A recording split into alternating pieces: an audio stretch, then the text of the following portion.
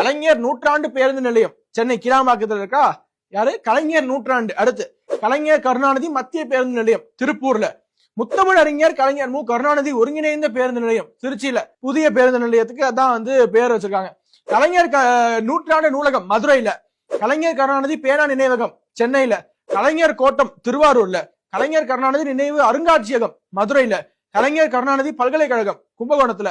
கலைஞர் மு கருணாநிதி பொற்கிழி விருது என்ற ஒரு விருது தமிழ் இலக்கியத்திற்கு பங்களிக்கும் எழுத்தாளர்களுக்கு ஆண்டுதோறும் வழங்கப்படும் விருது. கலைஞரின் 1 கோடி ரூபாய் நன்கொடையால் நிறுவப்பட்டதாம். சரி, அடுத்து கலைஞர் கருணாநிதி பெயரில் மறுபெயரிடப்பட்ட கிழக்கு கடற்கரை பாதை ஈசிஆர் சென்னை. கலைஞர் மு கருணாநிதி அரசு மருத்துவமனை சென்னை. கலைஞர் மு கருணாநிதி பாலம் திருவாரூர். கலைஞர் மு கருணாநிதி பூங்கா கோவை.